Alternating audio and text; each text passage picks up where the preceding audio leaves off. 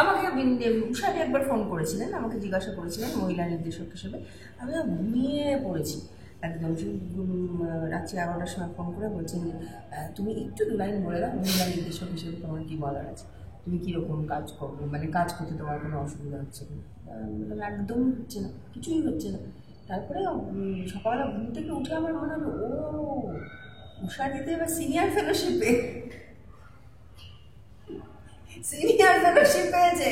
এবার সেখানে তো সিরিজ অফ মহিলাদের হ্যাঁ না অমুক তো সুখী সমস্ত লিখতে হবে। আচ্ছা আচ্ছা, এই একটু বললে ভালো হতো। মানে ক্যান বি মানে এত মানে এটা কি সম্ভব? মানে can be sort of supersede our biologies and the way we look at things? তাহলে তো আগে তোমাকে আমার বিশ্লেষণ করে আমাকে বোঝাতে হবে, কারণ আমি এই জিনিসটাই বুঝলাম না। পুরুষের বোধ আর ফিমেলের মানে নারীর বোধ এটা কী হয়, মানে কোথা থেকে আসে আর কি বোধটা, মানে কী বলে আলাদা করে, মানে নারীর চোখে আলাদা কী আছে বা পুরুষের চোখেই বা আলাদা কী আছে? মানে স্ট্রাকচারে কি কোনো সমস্যা আছে? মানে কর্নিয়া কম কি সাদা অংশ বেশি এরকম কি কিছু আছে? না না সিরিয়াসলি আমি বলছি। আমি যেহেতু ওরা এত পরিষ্কারভাবে জিজ্ঞাসা করছে সেই জন্য আমি খুব পরিষ্কার করে জিজ্ঞাসা করি কী আছে কম? একটা মেয়ে এবং একটা ছেলের মধ্যে কী আছে? হরমোন তো আসল কথা নাকি? হরমোন না, দ্য স্ট্রাকচার অফ দ্য মানে সোশ্যাল রিলেশনশিপস সেগুলো তো বদলে যায়। তৈরি করলো? সেখান থেকেই তো প্রশ্নগুলো শুরু আর হয়। কোথা থেকে এলো সেটাই তো আগে তো সেটা জানতে হবে। এলো কোথা থেকে, শুরুটা কি? সে তো তাহলে তো আমাকে শুরুতে যেতে হবে যে মানুষ যখন দাঁড়াতে শিখলো তখন কি পুরুষ মানুষ আর মেয়ে মানুষ কি আলাদা দাঁড়াতে শিখেছিল নাকি? কোথা থেকে মেয়ে এই কনসেপ্টে এলো বলো তো? এলো কোথা থেকে? সম্পত্তির আগে হচ্ছে ভাবনা। কি ভাবনা? যে আমি অ্যাজ এ মেয়ে দেখছি যে ওর মধ্যে কি নেই, আর ও বায়োলজিক্যালি দেখছে যে ওর মধ্যে কি নেই। আর একটা অসম্ভব জিনিস, সেটা মারাত্মকভাবে আমাদের চেতনাকে মানে চেতনাকে বলতে গেলে বলতে হবে আমাদের ব্রেনের গঠনকে। আমাদের মস্তিষ্কের গঠন একরকম হলো বলেই তো আমরা দাঁড়ালাম বা আমরা ভাবলাম, আমরা মাথার উপরে গাছ দেখে ছাদ করার কথা ভাবলাম, গুহার ভেতরে ছুটে গেলাম। সেটা তো আমাদের মস্তিষ্কের গঠন। এবং আমাদের মস্তিষ্কের গঠন হওয়ার বহু বছর পরে কিন্তু আমাদের ষড়যন্ত্রের গঠন, জানো তো? আমরা কিন্তু বলতে শিখিনি। আমরা কবে বলতে শিখেছি সেটা নিয়ে এখনো কার্বন টেস্ট হচ্ছে। তো প্রথম তো আমার অবাক লাগে যে বিজ্ঞানটাকেই মানুষ অস্বীকার করতে চায়। তো প্রথম সন্দেহ কোথা থেকে শুরু হলো?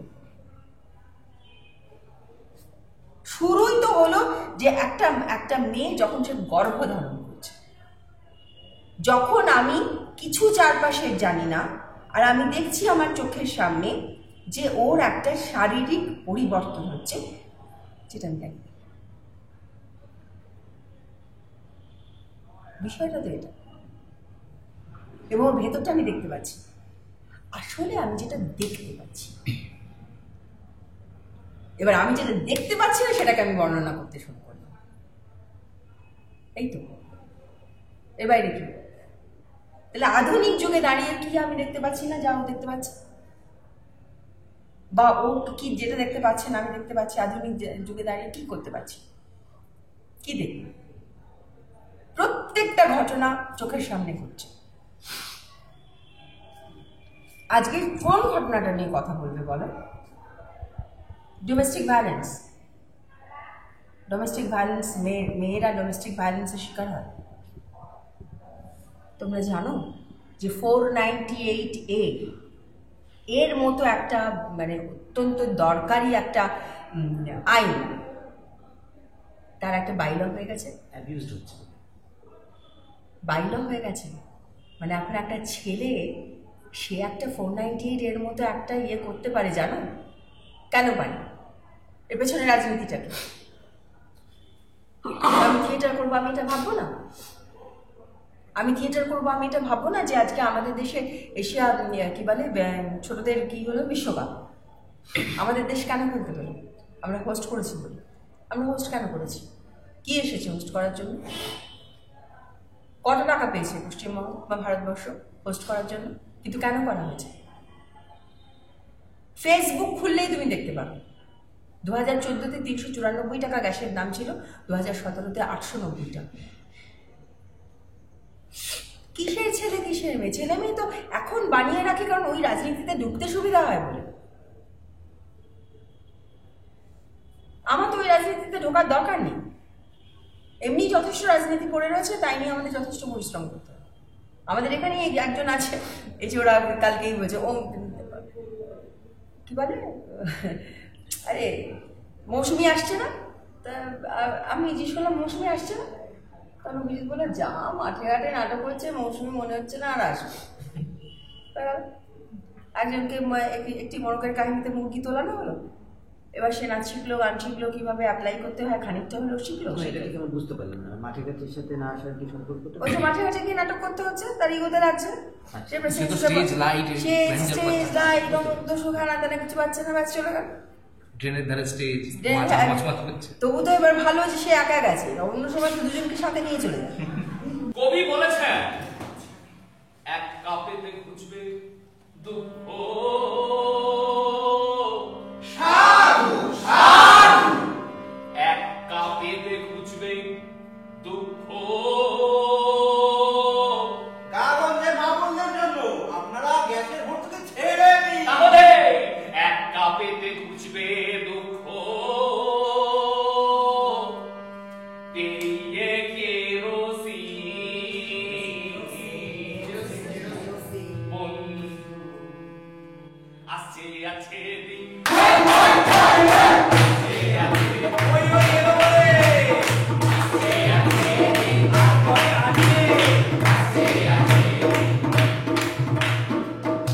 জমাই হলো সঞ্চয়ে সুদ, হায় হায় হায় হায় হায়, প্রবীণদের হবেটা কি?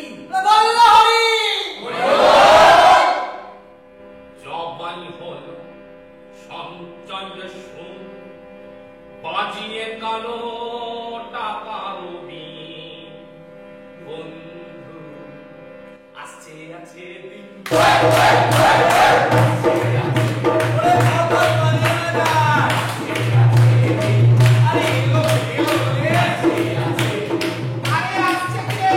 কান পাতলে সেটা শুনতে পাই আর কি, মানে আমাদের তথাকথিত পশ্চিমবঙ্গের ছোট্ট নাট্য জগতে, সেটা হচ্ছে অদ্রিজাদি খুব ভালো শিক্ষক। উফ, শুনেছি তাই বলছি। তুমি শিক্ষক হলে কি? আমি শিক্ষক নই তো, না আমি একদমই শিক্ষক নই। যে যে বিষয়টা নিয়ে লোকজন আলোচনা করে না, এবং আমি ভাবছিলাম এক্ষুনি বলবো যে দুটো তিনটে জিনিস আমি কলকাতা থিয়েটারে এসে পেয়েছি। কলকাতা থিয়েটারে আসলে আমি হচ্ছি রেফিউজি এই জন্যে যে আমার দুর্গাপুরটা আসলে আমার বাড়ি, কলকাতাটা আমার বাড়ি না। আমি দুর্গাপুরের মেয়ে, এবার দুর্গাপুর থেকে সব হারিয়ে টারিয়ে কলকাতায় থিয়েটার করতে এসেছি, তারপরে আবার গেছি একটা ইনস্টিটিউশনে পড়তে। সুতরাং আমার জায়গাটাই একটু অন্যরকম। আমি থিয়েটারটা ভালো করি এবং থিয়েটারটাই ভালো করি, এটা আমার দলের লোকজনরা ছাড়া কেউ বলে না, এবং তাতে আমার কিছু বাইরে যে বলে না তার জন্য আমার কিছু ইস্যুও যায় না। বিভিন্ন জায়গায় গেছি, কুন্তিতে অভিনয় করতাম, উরুভঙ্গামের কুন্তিতে, তো মনীষ মিত্র আলাপ করিয়ে দিলেন যে খুব ভালো মানুষ। মানে আমার তখন জিজ্ঞাসা করতে ইচ্ছা হয়েছে, জানলো কী করে আমি খুব ভালো মানুষ? আমি একদমই ভালো মানুষ না। আমি যথেষ্ট ঝগড়া করতে পারি এবং খুব বিচ্ছিরিভাবে করতে পারি, এবং এমন ঝগড়া করতে পারি যে ঝগড়া অকাট্য, যার জন্য মানুষজন আমাকে পছন্দ করে না। পছন্দ করে না বলেই তাদের রাজনীতিতে তারা আমাকে শিক্ষক বলে। আমি মোটেই শিক্ষক নই। বহুদিন আগে আমি ঋত্বিকে গেছিলাম কাজ করাতে, সত্যি কথা বলতে কি বারবার আমি বলতে আমার ভীষণ বিরক্ত লাগে, কারণ খুব ছোটোবেলায় একজন আমার কাকু ছিলেন, তো এরকম কিছু একটা হয়তো না আমাকে দিতে হবে, আমি বলছি এরকম করে আমার বাবার সাথে আমি ঝগড়া করছিলাম। তো তখন উনি বলেছিলেন যে বলতো গরু কীভাবে ডাকে, হাম্বা হাম্বা, যে হাম্বা হাম্বা হাম্বা আমি এরকম বলে না, হাম্বা আমায় এরকম বলে, যা হ্যাঁ রে হাম্বা বলে, মানে আমায় হাম্বায় এরকম করে বলে।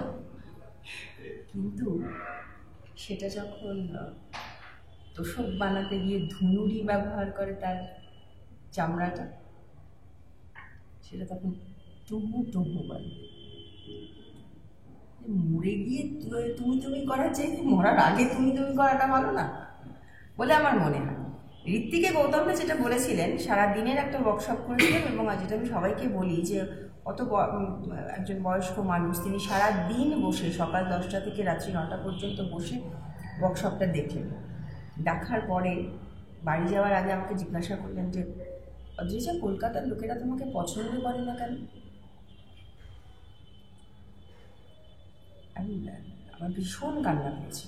আমার মনে হয়েছিল যে সত্যি এই উত্তরটা আমি জানি না, আমি অনেক উত্তর জানি, কিন্তু আমি এই উত্তরটা জানি না যে কলকাতার লোকেরা আমাকে পছন্দ করে না কেন। কিন্তু এখন আমি এই রাজনীতিটা বুঝতে পারি যে রোহিণী কলকাতা একটা দল, যেখানে প্রায় 12 বছর ধরে অন্তত 12টা ছেলে মেয়ে এক নাগারে কাজ করছে। কোন দলের ইতিহাসে দেখুন 1জন 2জন, আর তারাও কিন্তু একেবারে রীতিমতো ডিরেক্টর দেয়। রোহিণী কলকাতা একমাত্র দল। তো তারা কি শুধু আমি শেখাচ্ছি বলে আছে? এটা মনে হয় আমি শিক্ষক তাই আছে। আর যারা আমাকে শিক্ষক বলছে তাদের কাউকে আমি শেখাইনি, কিচ্ছু শেখাইনি, একটা জিনিসও শেখাইনি তাদেরকে।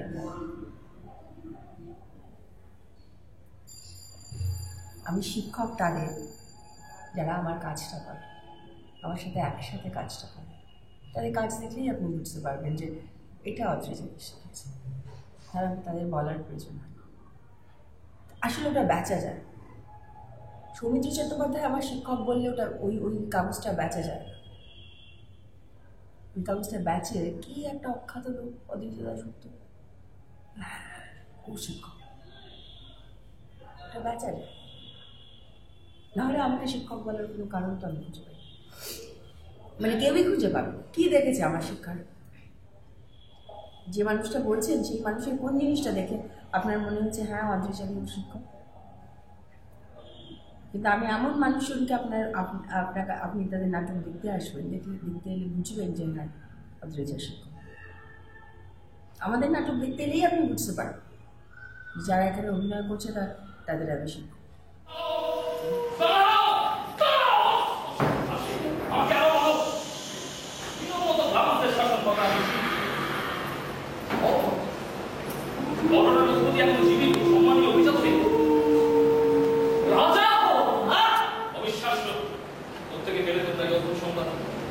কেনই বা এই বিশ্রী মজা জায়গায় আমাদের পথ থাকে এই সমস্ত বিষয় করছো? কথা বলো, জবাব দাও।